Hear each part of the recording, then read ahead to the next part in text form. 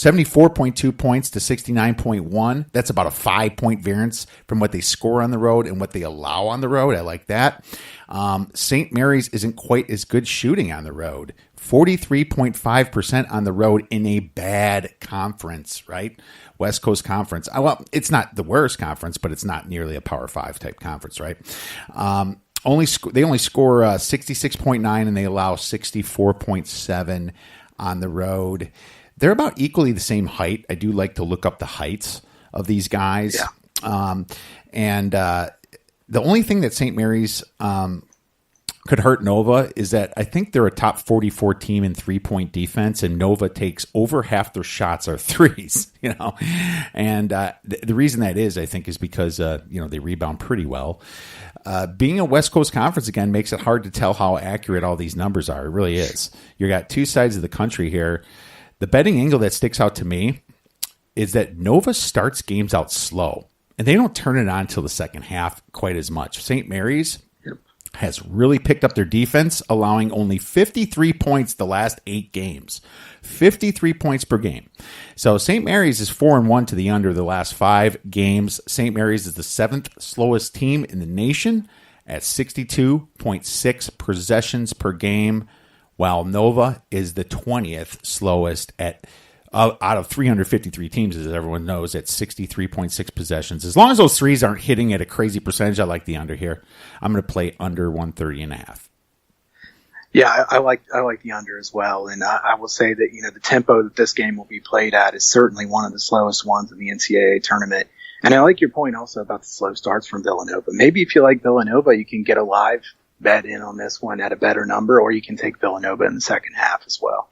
Absolutely. And, we'll see how these teams kind of start feeling each other out. Great point against for the days off here. That could definitely throw a team that was hot completely off. We've seen that happen many times. Well, let's move on to our next game. We have Old Dominion versus Purdue. Purdue laying about 13 points with a small over-under of 126, played in Hartford, Connecticut again. Do you have any thoughts on this game? Yeah, you got Old Dominion getting 56% of the bets and 54% of the money, so not much on this one here as far as the money count. Old Dominion's a really good story with Jeff Jones as their head coach. I mean, he's been through so much, and I'm really happy for him that he got here. I think his team really wanted it for him, too. You see the way Old Dominion pulled out some of those games in the Conference USA tournament. I was following some of those games without having a bet on Old Dominion in that game. I did have an Old Dominion future to win Conference USA, but, without having a bet to win that game, I was following Old Dominion. In a couple of those games, I thought, well, they lost, they're out of this. And right at the end, they pull out one and you'd wonder, how did they just win that game? They're a scrappy team. They play really hard. Purdue, I'll be curious to get your take on Purdue also, because I know both of us follow the Big Ten here pretty closely. I'll say that Purdue is a good team. They're very reliant on Edwards. Edwards is a really good player, but I don't like teams that need so much out of one guy. Purdue, according to Haslametrics, a site that I like to check on this, Purdue has the second worst away from home rating out of 353 teams in the country. Mm-hmm. So Purdue has been great at home. On the road, not good. That concerns me quite a bit for them in the long run here. You look at Purdue in the bracket they're in. Now, Purdue is not terribly close to home here. This is not a cross-country trip, but it's not a close one. You've got an Old Dominion team that plays good defense, slows the game down. We know Old Dominion's going to try to slow this game. They don't want a 70 to 65 game. They want a 65 to 63 or a 60 to 58 or something like that. To me, the only way I could play this game would be Old Dominion on the side. I can't lay those points with Purdue with that kind of away from home rating. They have not proven to me that they can win away from home consistently, even just straight up. And now you got to lay 12.5 or 13 points. I would definitely lean Old Dominion in this game. As far as the total, I'll say I would have liked the under a little bit when the opener at 129, but 126, you're getting pretty low. It doesn't take too much to get over at 126. So, probably a slight lean to the under if I had to take something, but not as strong as it would have been. And I have to like Old Dominion some here. I think this game is one of those games that Old Dominion will try to ugly it up, and I think they can do that at least to some degree. Yeah, and you know more about Old Dominion than most people. It's betting this tournament for sure, and that's why I was really curious to hear your take on this game, because I do know a lot about Purdue. And you're right, Carson Edwards takes 37% of their shots. That's crazy. That's a ton. The Conference USA, they have a bunch of teams in the hundreds, right? Kind of on Ken Pom if you rank them. We know all about the Big Ten. Old Dominion plays slow, thrives off their defense, top 48 on Ken Pom. I think their pace is 64.3, 325 they rank in pace. The problem is that their offense is not even in the top 200. They shoot a terrible 39% on the road. They only outscore their opponents by 1.4 on the road, but Purdue's not much better on the road. You think this Purdue team ranked in the top 10 most of the year, their road percentage is 41.2. Okay. They only outscore their opponents by 0.6 on the road. And a lot of that happened in the non-conference. Purdue shoots a ton of threes, and being a tall team, that they're very good at rebounding the ball. So sometimes when those lucky bounces, a little bit more than luck going to a taller team, but those threes, it's kind of an erratic way of playing, and it makes predicting these games kind of hard sometimes. Teams, you're hitting threes, they're higher variance, So I get what you're saying there. Old Dominion, great defense. Top 14 in the nation in effective defensive field goal percentage. That helped them beat teams like Syracuse and VCU. This total's been pushed down. You're just like you said, 129 to 126, but it's starting to get overbought, I think, right?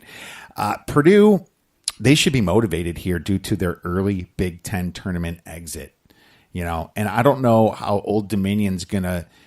Carson Edwards is a ball hog, you can say, right? But has Old Dominion faced a lot of NBA players yet? I don't know. I think the spread's about right. But if this total goes down and down, I'm probably going to be a small player on the over, but I just have a lean at 126, and I have a small lean to the over. Any final thoughts?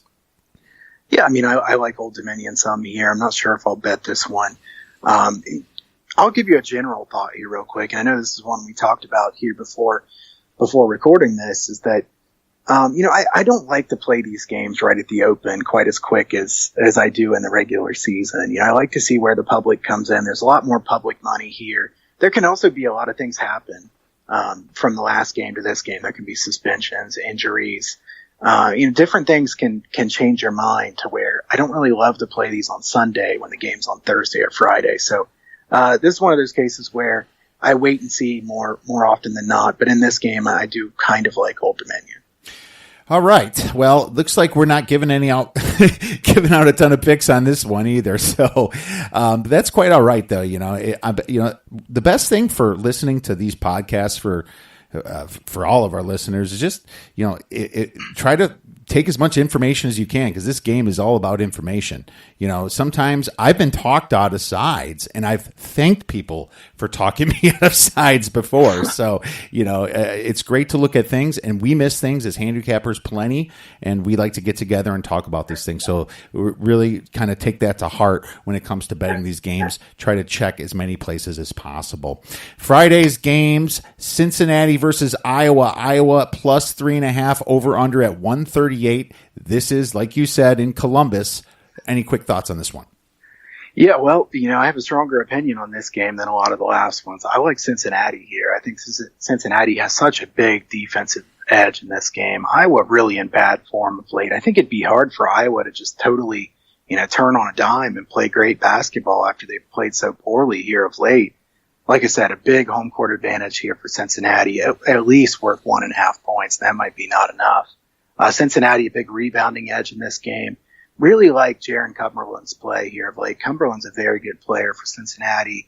I don't know who's going to guard him for Iowa. I don't think Iowa has anybody that matches up very well against a guy with, the ability to shoot it from outside, strength to take it to the hoop. This is an Iowa team that I think overachieved early in the season, and then maybe they became a little bit overrated. I've never been a big fan of Iowa. I imagine you're probably not a big fan of Iowa, being a Wisconsin guy either. But I never would say I was a big fan of Iowa to start with. Fran McCaffrey has made me dislike Iowa more than I used to. This is, you've probably seen that meme about the levels of Fran McCaffrey's, explosions and things like that. Oh, yeah. But, that it can get pretty intense from him. Nick Cronin's a pretty intense coach as well. So you've got quite the coaching battle here in this game. I think that Cincinnati with a big home court advantage, Cincinnati playing well coming into this. I don't think Cincinnati overlooks a game like this just because they beat Houston in the title game. I think it gives them more confidence, and then the home court advantage helps them quite a bit here. I do like Cincinnati minus 3.5. I'm glad you have a side because I don't yet, but I think this one says possibly live betting all over it to me. I really wanted to fade Cincinnati after that Houston game. I did. Houston only shot 30%.